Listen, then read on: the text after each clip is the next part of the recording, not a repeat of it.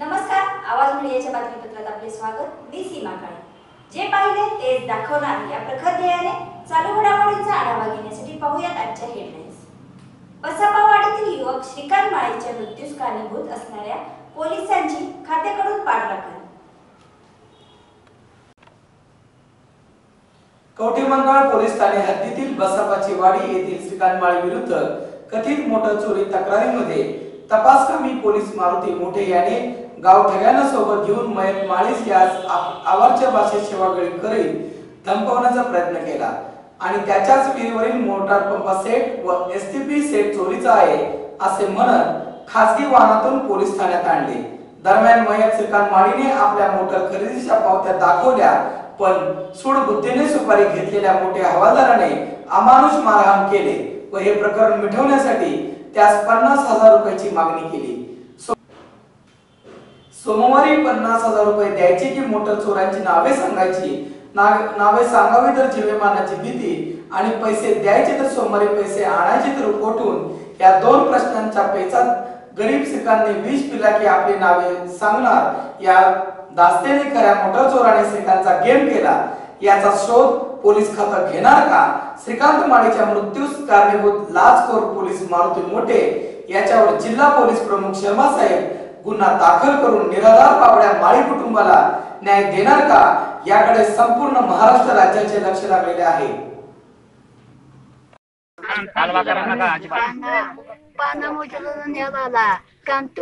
आदिबा भाकरी खा बा म्हणते, आई मी भाकरी खात नाही, माझ्या जीवाला कसं झालंय मला माहिती आहे म्हटलं. साहेबांनी एवढे केलं आणि माझ्या बाळाला थोबाड पुढीन म्हणला. सरपंच आता घेऊन जावा, ह्याच्यापाशी काय आहे ती काढतो आमचा आम्ही. संध्याकाळी 6:30च्या दरम्यान हा विषय झाला. आम्ही बाहेर घेऊन आलो. बाहेर घेऊन आल्यानंतर ह्यांची गाडी होती, ह्यांच्या गाडीतनं ह्यांचंही आले इकडं. मी आमच्या घरी गेलो.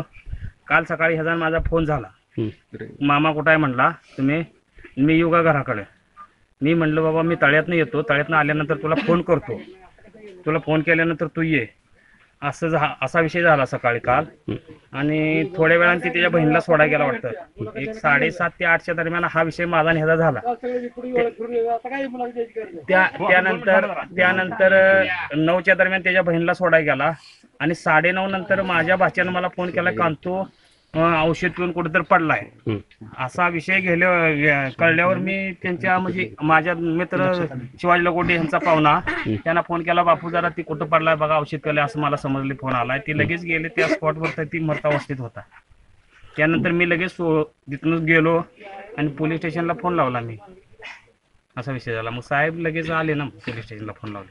बर, ज्या टायमाला तुम्ही पोलीस स्टेशन मधून त्यांना बाहेर घेऊन येत होता, बाहेर आला तर तुम्हाला त्याने काय म्हणजे काय असं सांगितलं की म्हणजे पोलिसांनी वगैरे मला मारहाण केल्या वगैरे असं काय सांगितलं? त्याच्या अगोदरच सांगितलं होतं मला त्यानं सकाळी म्हणजे शनिवारी 11 वाजता माझी मासिक मिटिंग होती गावात. अच्छा. मिटिंग मध्ये मला फोन आलता की पोलिसांनी मला चोरीच्या संदर्भात आणले, मामा काय करताय म्हणून. मी म्हणलं त्याला येतो तोपर्यंत, आणि मी ती पाहुण्याला म्हणजे शिवाजी लंगोट्याला फोन लावला, असं त्याला नेले पोलिसांनी, लवकर या.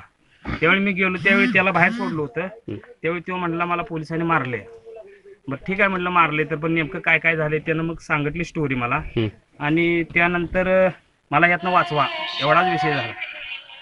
बरं, पोलिसांनी मारहाण केली असं काय बोलला होता का? हो बोलला ताई. काय बोलला होता?